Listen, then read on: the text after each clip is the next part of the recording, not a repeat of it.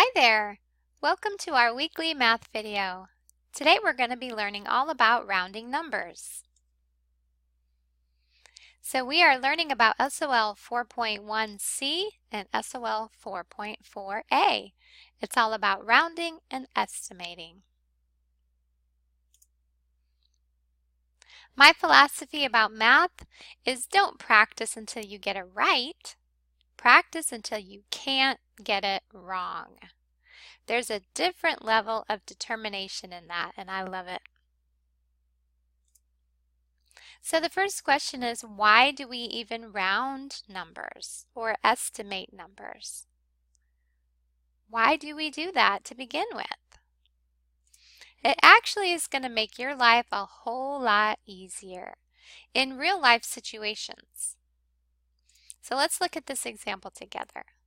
Pretend your mom gives you $15 to buy books at a bookstore, and you find your favorite 3 books and they cost $4.95, $2.95, and $6.95.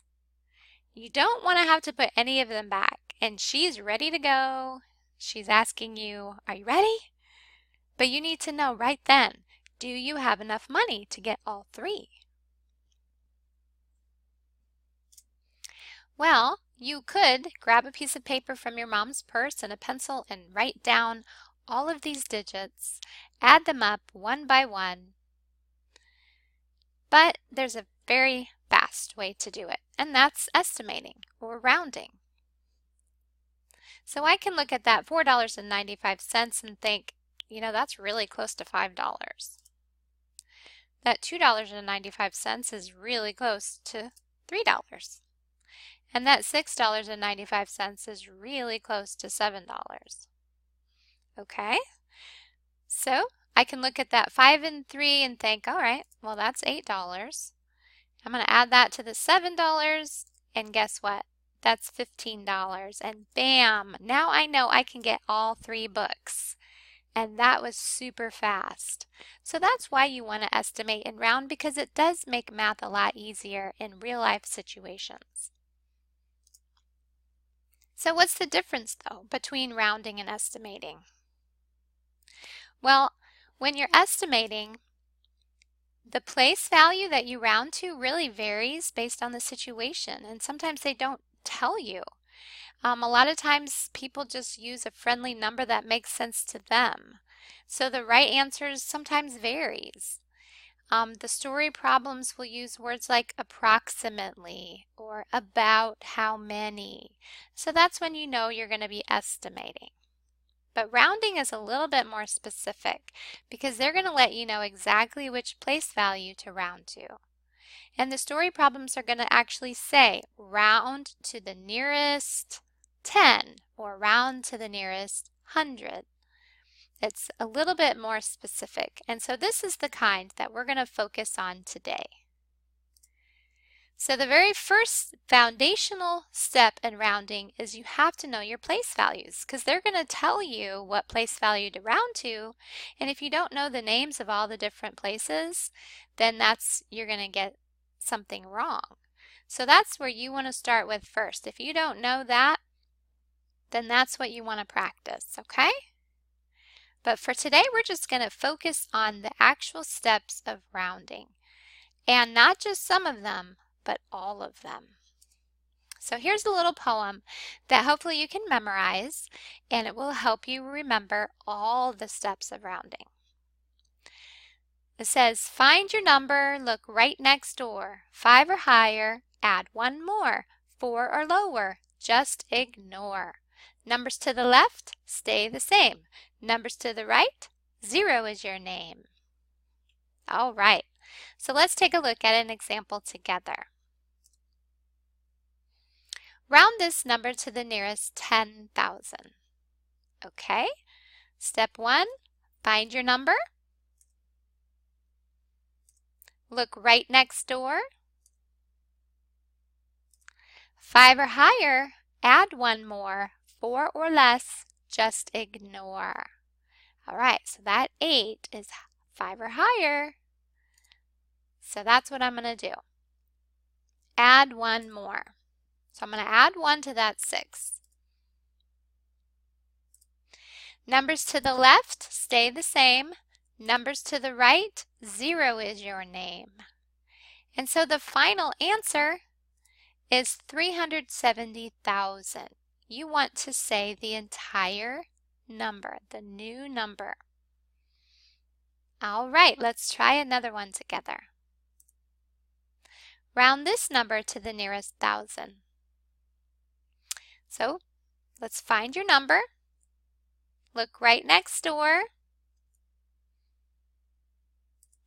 5 or higher, add 1 more, 4 or less, just ignore. So that 3 is less than 4, so we're just going to ignore that 5 and keep it the same. Numbers to the left stay the same. Numbers to the right, 0 is your name. So the answer is 35,000. All right. So let's practice some together. For the first couple, I'm going to give you the place value chart, and then it's going to disappear. So for this one, I would like you to round to the nearest 10. Okay, so let's remember our poem. Find your number, look right next door. 5 or higher, add 1 more. 4 or lower, just ignore. Numbers to the left stay the same. Numbers to the right, 0 is your name. Okay, did you get what I got? How did you do? All right, let's try another one. This time we're going to round to the nearest 1,000. Find your number, look right next door. 5 or higher, add 1 more. 4 or lower, just ignore. Numbers to the left stay the same. Numbers to the right, 0 is your name.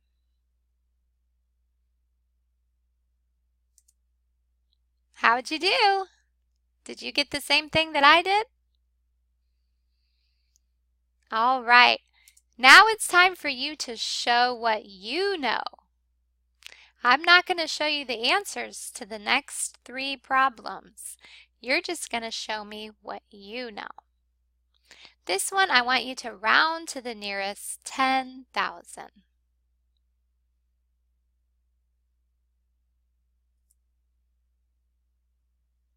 This one, I would like you to round to the nearest 100. And you notice the place value names are gone. See how you do.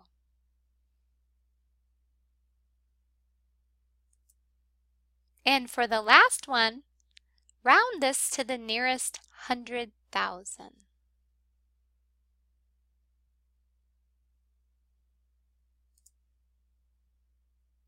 Okay, what do you think? Do you think you know it? Could you say, I got it? Or almost? Or kinda? Or nope? Depending on your answer, that lets you know how much practice you need with this topic. And remember, don't practice until you just get it right once or twice. Practice until you cannot get it wrong. Be determined. Take ownership of your learning. You guys can do it. Thank you. Bye-bye.